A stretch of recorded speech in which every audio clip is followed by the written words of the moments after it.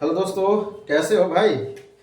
आज जो है हम लोग का ट्रिग्नोमेट्री का 8.2 का मोस्ट इम्पोर्टेंट क्वेश्चन, और वैसा क्वेश्चन जिसमें बच्चा को अधिकतर डाउट रहता है, बार बार पूछता है सर ये बता दीजिए कैसे हो गया, और एग्जामिनर भी वही सवाल देता है। तो चलिए हम लोग सवाल को सॉल्व करते हैं। 8.2 का क्वेश्चन नंबर 1 का क्वेश्चन नंबर 3, इसमें बहुत लड़का को डाउट होता है, अधिकतर पूछता है सर ये कैसे हो। चलिए इसको स्टार्ट करते हैं। आपको सारा वैल्यू याद होगा। तो कोस 45 का वैल्यू होता है 1/√2, फिर डिवाइडेड सेक का होता है 2√3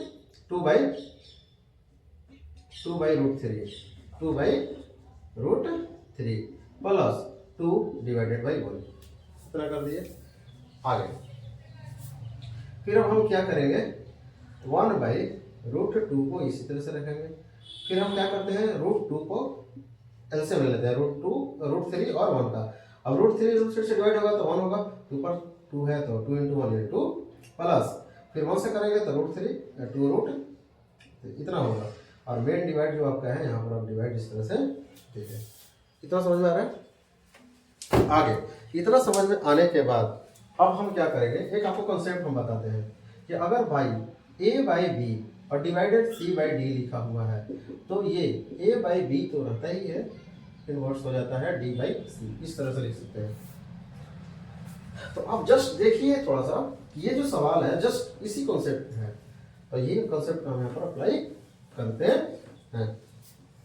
अब क्या करेंगे, यहाँ पर आप 1/√2 मल्टीप्लाई √3 डिवाइडेड बाई 2 + 2√3, इतना आप कर सकते हैं। इतना तो कर ही सकते हैं।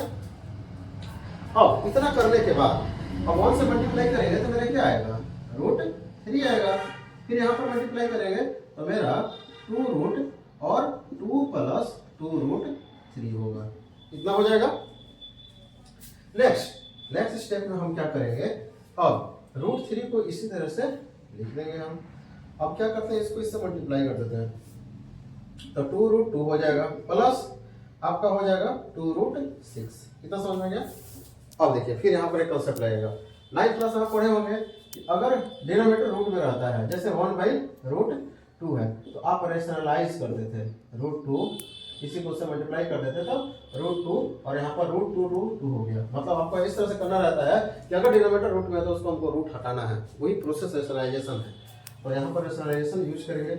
यहाँ पर जैसे कि आपको दिया है, क्या करेंगे, यहाँ पर √3 को इस तरह से लिख देंगे, यहाँ पर 2√2 प्लस 2√6 मल्टीप्लाई 2√2। बस यहाँ पर एक ध्यान रखना है, अगर यहाँ प्लस है तो आपको यहाँ पर माइनस करना होगा। 2√6 डिवाइडेड बाई 2√2 माइनस 2√6।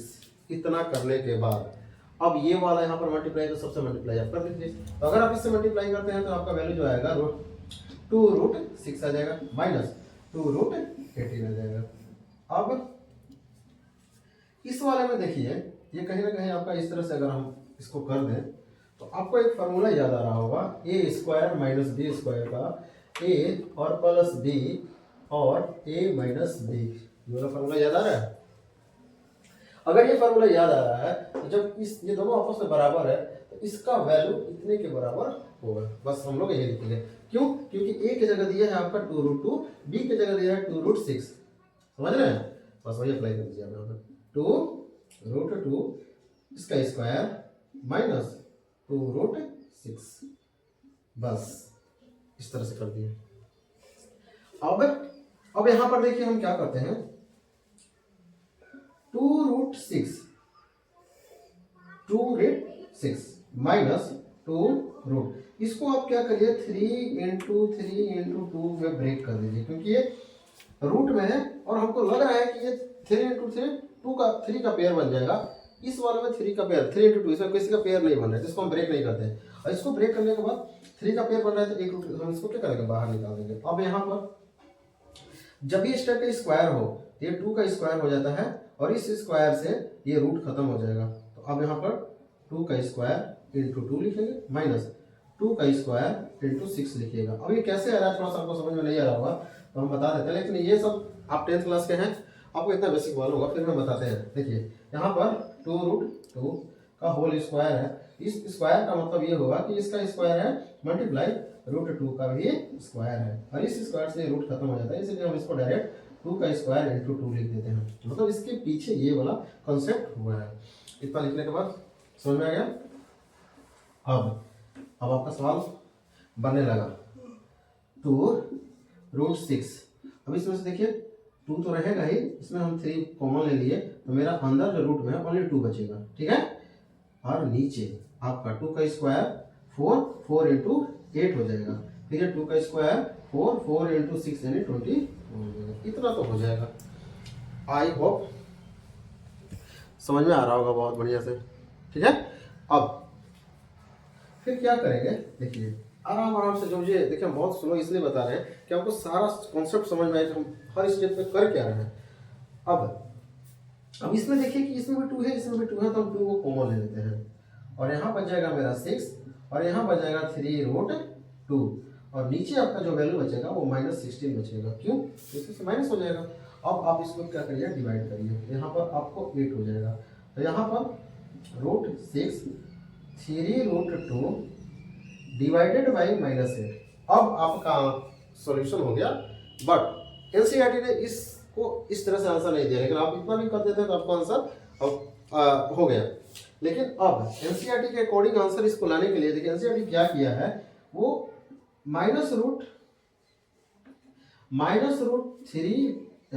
-3√2 प्लस 6√2 और -8 इतना इसको ऐसे लिखा है, और उसके बाद क्या किया है कि -1 को कॉमन ले लिया है, तो यहाँ 3√2 -√6 और यहाँ पर -8 होगा। क्यों? यहाँ पर माइनस करेंगे तो ये प्लस हो जाएगा। अब ये देखो इससे माइनस से माइनस खत्म हो गया, और इस तरह से आपका आंसर अब जो है 3√2 -√6 डिवाइडेड बाई 8 आ गया। ये एनसीईआरटी के अकॉर्डिंग आंसर आ गया। आपका आंसर तो यहीं पर आ गया था, लेकिन एनसीईआरटी के अकॉर्डिंग आंसर आपको लाने के लिए थोड़ा सा स्टेप करना पड़ेगा कि एनसीईआरटी किया क्या आगे, फिर इस तरह से प्रोसेस किया तब आपका ये आंसर आएगा।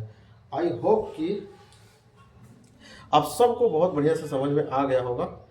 हर स्टेप को मैंने बहुत सिंप्लीफाई और इजी तरीका से बताने का कोशिश किया है, तो देख लें आप।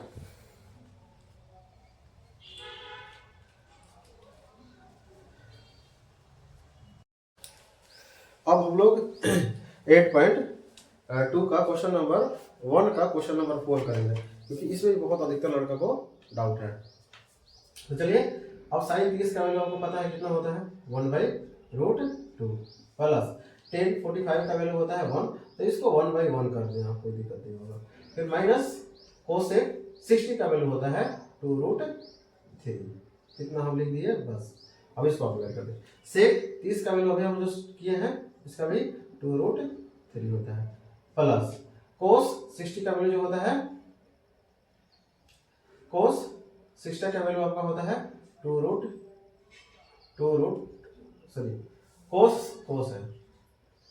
कोस 60 का वैल्यू हो जाएगा 1/√2 प्लस 1045 यानी 1/1 कर 1 इसलिए कर रहे हैं क्योंकि एलसीएम आप आराम से ले लीजिए। अब देखिए इसका भी एलसीएम लीजिएगा तो आपका होगा 2√3, ये डिवाइड होगा। अब इसका एलसीएम ले लिए हम, तो ये इससे डिवाइड करेंगे तो 2 डिजिटल हो जाएगा, 3 बचेगा, तो ये आपका हो जाएगा 3 प्लस 1 से कीजिएगा तो आपका यही आ जाएगा। फिर माइनस √3 खत्म हो जाएगा, ऊपर हो जाएगा 2 इंटू, अब ये मेन डिवाइड है आपका।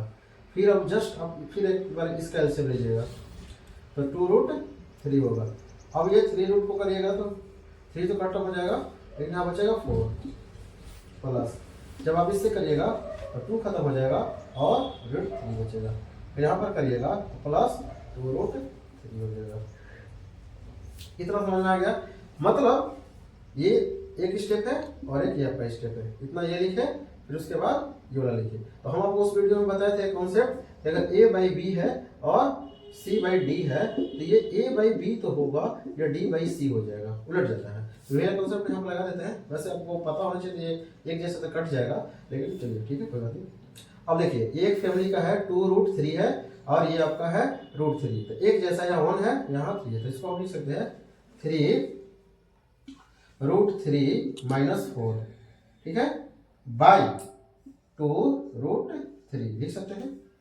ठीक, अब नीचे का बात आ रहा है, इसको भी आप ऐड करिएगा, तो आपका 3, ये 2 है, 3 है, तो आपका हो जाएगा, क्योंकि ये वाला जो डाटा है ये ऊपर चला जाएगा, तो मल्टीप्लाई 2√3 रहेगा ही, और ये वाला जो डाटा है इसको ऐड कर लीजिए। तो आप ये ऐड करिएगा, तो ये आपका होगा 3 √3 + 4। समझ रहे हैं? क्योंकि हम ये एक स्टेप पहले लिखे हैं, क्या, क्योंकि इसको जोड़ें, फिर इसका वैल्यू जो होगा इतना होगा, और फिर हमको पता है कि उलट जाएगा, ऊपर चला जाएगा, और ये नीचे वाला ऐड करेंगे तो वहाँ लिख दिए, इतना लिख दिए, कोई दिक्कत। अब एक जैसा है तो इसको आप डिवाइड कर सकते हैं, ये कट गया। अब आपके पास जो डाटा बचा है वो 3 √3 - 4, और यहाँ पर आपका बच गया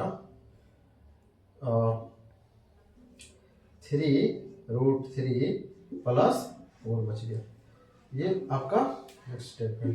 इतना समझ में आ गया वो बढ़िया से आपको। अब अगले आगे थोड़ा सा कर लेते हैं हम लोग। आगे क्या करेंगे, इसमें हम देखते हैं कि 4 जो है दोनों में शामिल है, तो हम लोग क्या करते हैं, 4 अब इस तरह के आपको नहीं सकते। अभी आप क्या करिए, इसको रेशनलाइज करिए, क्योंकि इसमें भी 4 है, इसमें माइनस है, तो हम लोग रेशनलाइज करते हैं यहीं पर। अगला स्टेप 3 √3 - 4 और 3 √3 और +4, ठीक है।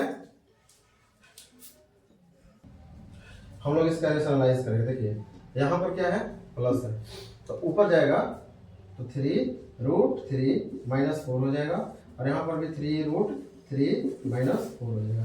बस इस तरह से आपको हम क्वेश्चन नंबर 3 में कॉन्सेप्ट बताए थे, a² - b² लो और फॉर्मूला लगेंगे। लेकिन यहाँ पर देखिए एक जैसा है, तो इस केस में क्या होगा, √3 - 4 का होल स्क्वायर कर देंगे, और यहाँ पर नीचे हम लिखेंगे √3 एंड 3 का होल स्क्वायर और -4 का होल स्क्वायर, कितना लिखेंगे। इतना आपको बहुत बढ़िया समझ में आ रहा होगा। अब आगे क्या करेंगे, अब देखिए ये a² - b² के फार्मूला पे है, तो इसका इससे करिएगा, तो ये हो जाएगा तुम्हारा, ये आपका हो जाएगा a का स्क्वायर मतलब 3 का स्क्वायर एंड √3 का स्क्वायर से हो जाएगा, तो ये 3 का स्क्वायर कितना हो जाएगा, 9 × 3 कितना हो जाएगा, 27, ठीक है। फिर अगेन हम यहाँ पर करेंगे प्लस 4 का स्क्वायर कितना हो जाएगा, 4 का स्क्वायर 16 हो जाएगा, पर यहाँ पर प्लस नहीं माइनस है तो माइनस लिखेंगे, माइनस क्या लिख देंगे यहाँ पर 2 √3 × 4। अगेन इस पे भी आप करिएगा, यहाँ पर भी 27 हो जाएगा और -16 हो जाएगा। क्यों, कैसे होगा, ये स्क्वायर है तो 3 का स्क्वायर 9 हो जाएगा, और √3 है तो रूट खत्म हो जाएगा, और 9 × 2 से 27 हो जाएगा। इतना होने के बाद बस अब आप इस दोनों को ऐड करिए, ऐड करिएगा तो 43 हो जाएगा, और इसको आपस में मल्टीप्लाई करिएगा तो ये हो जाएगा आपका, ये हो जाएगा 6 6 24 √3 बाई माइनस कर दीजिएगा, आपका हो जाएगा 11, ये दैट इज योर आंसर। इस तरह से क्वेश्चन नंबर 1 का 4 जो है बनेगा। Thank you.